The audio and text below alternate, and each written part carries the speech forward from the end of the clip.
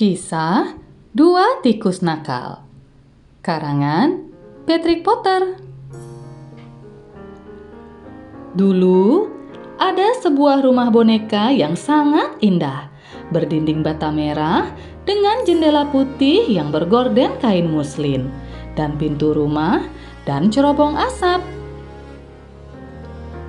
Rumah boneka itu milik dua boneka yang bernama Lucinda dan Jane. Paling tidak, rumah itu milik Lucinda. Tetapi dia tak pernah memesan makanan. Jane adalah si juru masak, tetapi dia tak pernah memasak karena makan malam mereka dibeli jadi dalam satu kotak yang diberi pengaman tatal kayu. Ada dua udang galah merah dan sepotong daging asap, ikan, puding, dan beberapa pir dan jeruk. Makanan-makanan itu tak bisa lepas dari piring-piringnya, tetapi tampak indah dan lezat sekali. Pada suatu pagi, Lucinda dan Jane berjalan-jalan dalam kereta boneka mereka. Tak ada orang dalam kamar anak-anak itu, dan suasana sunyi senyap. Tiba-tiba, terdengar bunyi berkeresek dan garukan di sudut dekat perapian. Di situ ada lubang di bawah papan. Tom Tam menjulurkan kepalanya sekejap, kemudian menariknya masuk lagi. Tom Tam seekor tikus. Semenit kemudian, Hunca Munca, istrinya, menjulurkan kepalanya juga. Dan ketika dilihatnya, tak ada orang di kamar anak-anak, dia keluar dari kain minyak di bawah kotak batu bara. Rumah boneka itu berdiri di sisi lain perapian. Tom Tam dan Hunca Munca perlahan merayap di atas karpet. Mereka mendorong pintu depannya. Tidak terkunci. Tom Tam dan Hunca Munca naik ke loteng dan mengintip ke dalam ruang makan. Kemudian mereka memekik kegirangan. Santapan lezat terhidang di atas meja. Ada sendok kaleng dan pisau timah dan garpu dan dua kursi boneka. Wah, asyik! Tinggal makan. Tom Tam langsung beraksi memotong daging asapnya. Daging itu kuning berkilau, bagian tengahnya kemerahan. Pisaunya meleot dan melukai tangannya. Dia memasukkan jari ke dalam mulutnya. Kurang matang, keras.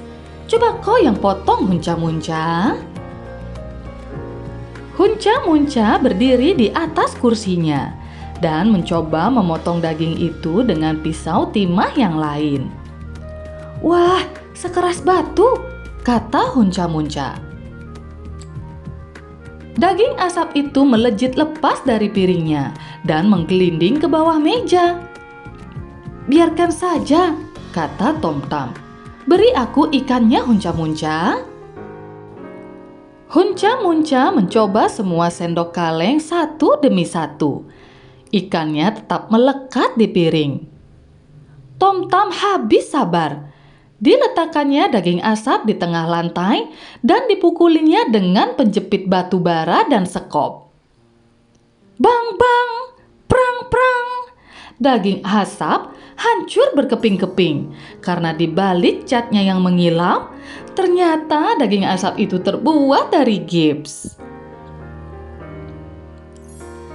Tak terkatakan murka dan kecewanya Tom Tam dan Hunca Munca.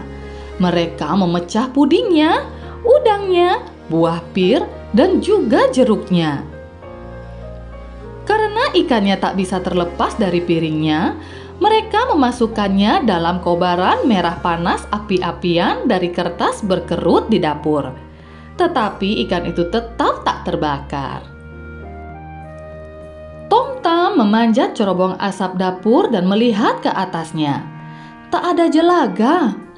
Sementara Tom Tam berada di atas cerobong, Hunca Munca kecewa lagi. Dia menemukan kaleng-kaleng kecil di atas rak dapur dengan label beras, kopi, sagu.